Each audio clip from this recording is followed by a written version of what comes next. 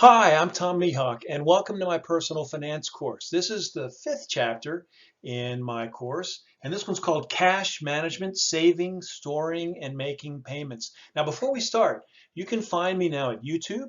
I have a YouTube channel. You can just search me at YouTube, Tom Mihawk. You can find me at Twitter and Instagram, Resume Optimization. Just search Resume Optimization. You can find me there. I have a website also, tommihawk.com, and you can find out about my personal finance education services, my resume services. Subscribe there. Subscribe at any of these locations. I also now have an electronic book just published at Amazon.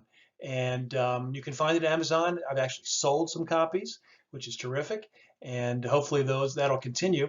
And I have a paperback that'll be coming out very shortly. The paperback takes a little bit more work to put together than the ebook, but it's coming very soon. And so please look for it there. The book is called Optimize Your Resume. Here's my manuscript. The book is called Optimize Your Resume, Proven Techniques for Competitive Situations. Optimize your resume. Well, thanks for watching this video. Again, cash management, saving, storing, and making payments. Now, when I do this in a live face-to-face class, when I'm teaching this live, and I say, what are we talking about, cash management? What does that mean? How many of you actually carry cash? These days, fewer and fewer people carry cash. They pay with everything by credit card. And so, or some other type of card, I should say, some other type of card. And so we talk about, what is cash? Cash is paper and coins, money invested in short-term accounts to hold, to earn interest, to have safety, so it's protected and insured, and to be able to make payments from.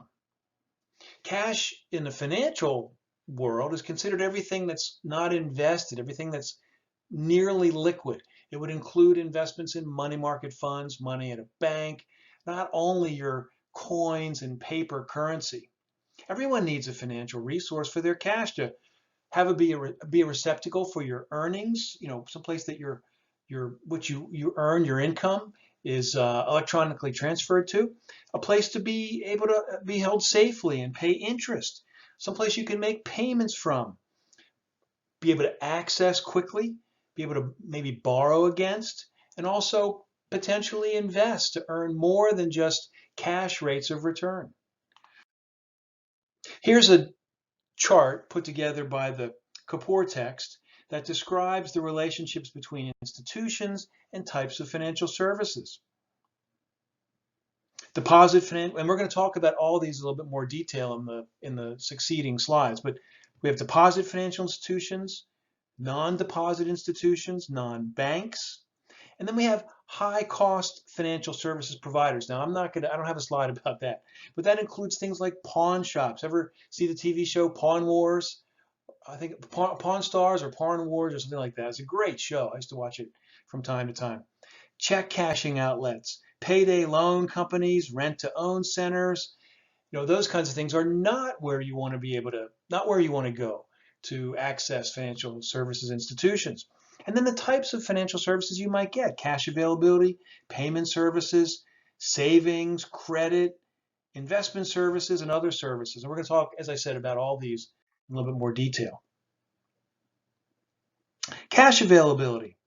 And includes things like being able to cash checks, have access to automatic teller machines, being able to, get cash at a variety of locations that are geographically convenient for you. Traveler's checks, people don't use them often now, but traveler's checks used to be used a lot when you traveled, so that if your money was stolen, you could replace it easily. I was traveling and I had money stolen, and I was able to go to an American Express office, present my receipts, and with the receipts I was able to be paid back the cash that I had stolen, which was a big help. Foreign currency exchange.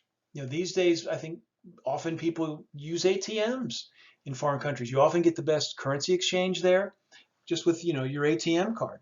But nevertheless, foreign currency exchange, you might have to take currency with you as you travel, currency on the plane for when you first arrive in a foreign country.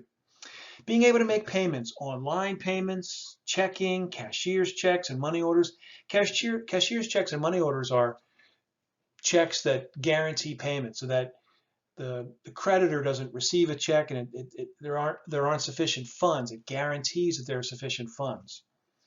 Savings, money market accounts, CDs, U.S. savings bonds. CDs are, and we have a little bit more about this in a later slide, but CDs are organized in terms of maturity: 3 months, 6 months, 1 year, 3 years, 5 years.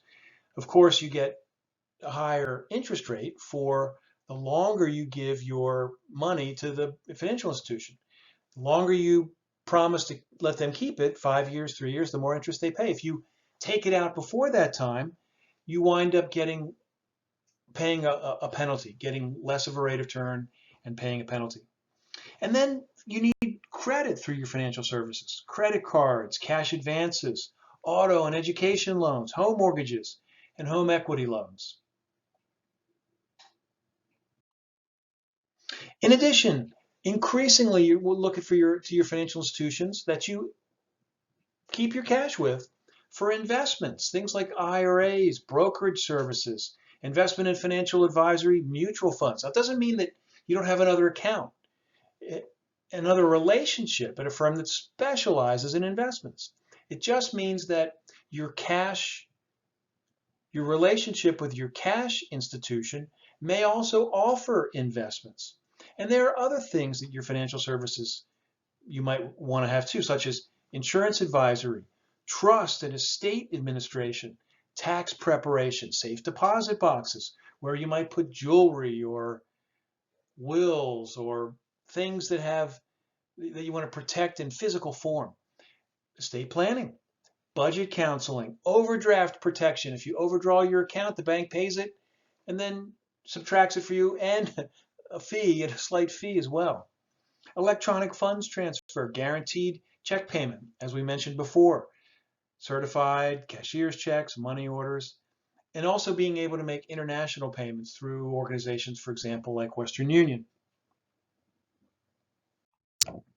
Now, what types of accounts might you have at these institutions? Well, savings account, right? For safety, liquidity. Now, they usually pay very low rates of interest. Now, in the current interest rate environment, they pay very low rates of interest.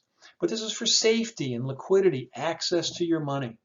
Checking accounts that have pretty much all of those things, plus the ability to make payments. Certificates of deposit, I mentioned before in the last slide, typically 3 months, 6 months, 1 year, 2 years, 5 years, 3 years probably.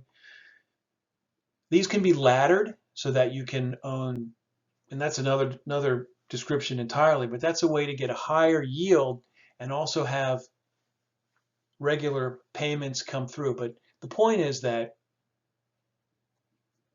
you get more interest paid the longer you commit your money to the financial institution. 5-year CDs pay more than 3-month CDs. You've locked in, and for that commitment to lock in, you're paid a higher rate of return. And then these days, peer-to-peer payments and lending. They facilitate person-to-person and person-to-business payments and lending. Examples include PayPal, Venmo, Lending Club, Peerform. Increasingly, these financial technology companies are providing services that in the past were only provided by banks. So this is very exciting if you get better services or they're easier to access or those sorts of things. Cash accounts also include money markets. Money markets have returns that are slightly higher than savings and checking accounts. They can do this because they access capital markets and they borrow in the very short-term capital markets in order to provide a higher rate of return than savings and checking accounts do. They're considered very safe, although they don't qualify for federal deposit insurance.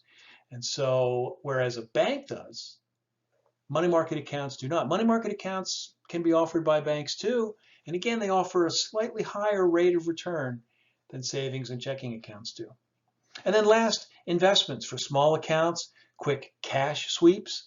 Firms that do this would be considered like TD Ameritrade, Fidelity, Acorns, Betterment, Wealthfront. Many of these have what today are called robo-advisors, where you don't get much advice, but you're able to submit to contribute your whatever cash is available, It's invested according to your risk profile. Clearly, many financial institutions, banks, deposit institutions have financial advisors too, and investment advisors who can provide a lot of advice. But groups like Acorns, Betterment have very low or no minimums. They're a great place to serve as a sort of intermediary or intermediate stage between cash institutions, cash accounts, and investment accounts. And that's the end of this first 7 slides in this chapter. Please come back for the next one. We'll be back in 1 minute.